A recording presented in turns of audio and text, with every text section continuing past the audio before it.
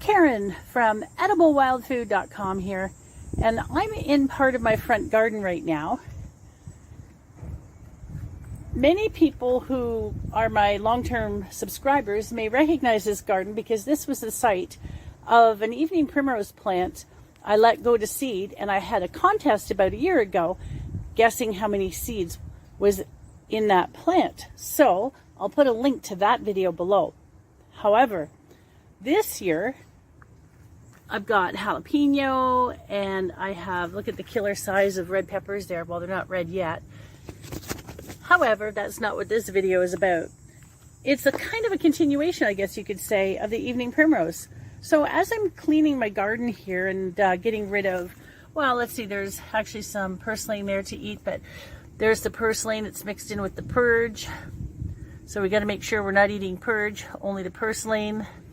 But anyways, check that out.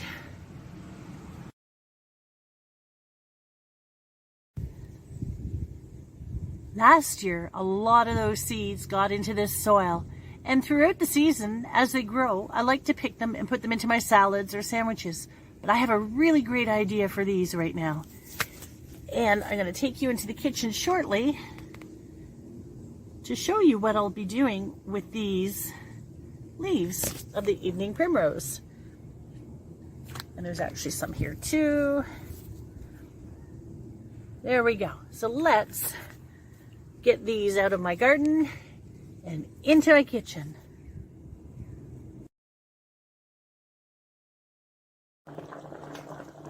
Now don't worry about the quantities that I'm using in this recipe right now. I'll have the link to the recipe below. So as the potatoes are boiling, I've already cut some onions, or chopped them very small. And here are the evening primrose. So I'm going to chop that now.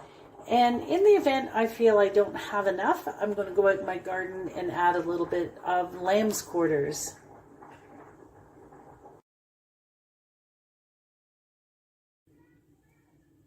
The leaves are chopped, and I've also pre-measured a 1/4 cup of arrowroot starch. You could use cornstarch, but I'm not a fan of cornstarch at all, considering corn is usually GMO. I have mashed those potatoes, and then everything is going to get added in and mixed up very, very well. Now, evening primrose leaves aren't exactly my favorite green, but it's a great way to utilize the free food that's around us. So this can easily be swapped out with lamb's quarters, which, by the way, I did not have to add. There was plenty of greens here. You can dandelion leaves, you name it, whatever your favorite greens are. Or again, as I mentioned, if you have edible greens, just put them to use because it's added nutrition. So I'm going to stop the camera right now. I have to mix this up, and then I'll show you what's next.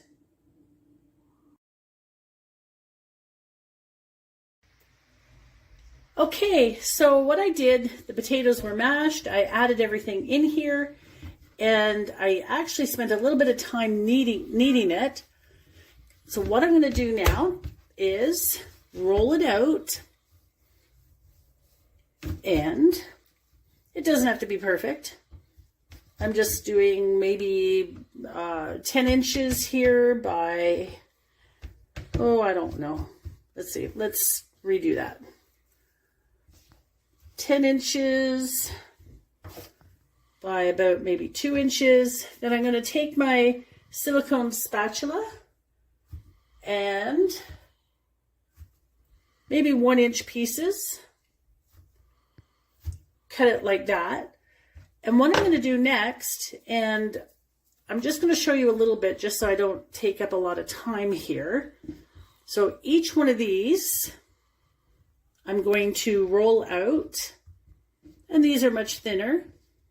I'm going to cut them into thirds.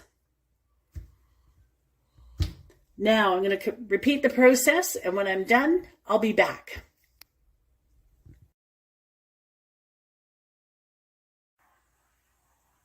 So here are the balls and my lemon juicer. And these are some of the ones that I've already shaped by taking the ball, putting a little bit of grease on it, placing it. I've flattened it a bit first, put it on, and then I've pressed it over. So I wanted to try that just to get a unique shape and of course something more conventional.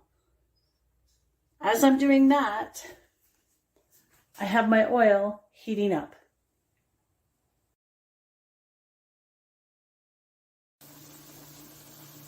I have these cooking now in the oil, and of course they have to sit on paper towel to make sure you get all that extra grease off. And so far they are doing really well. I'm really excited about this. Here's a bunch of pickles I did earlier. But anyway, I'll be back in a bit.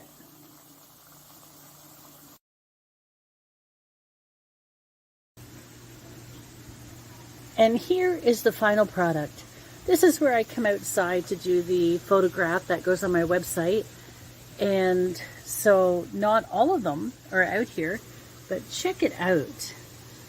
They turned out quite well, and they're really tasty. So there you go. Next time you look at some wild greens in your garden, and there may not be a lot of them, transform them into these. Of course, after anything is deep fried, you're not going to get that flavor of the evening primrose or any wild green for that matter, but it's still fun to do. It's definitely something that's exciting to do for guests and for your family. And I truly hope that you enjoyed this video. Thank you for watching. Thank you to all my subscribers. And if you're new to my channel, if you can do me the kindness and consider subscribing. And if you like this video, give it a thumbs up and be sure to share in your social media. Thank you.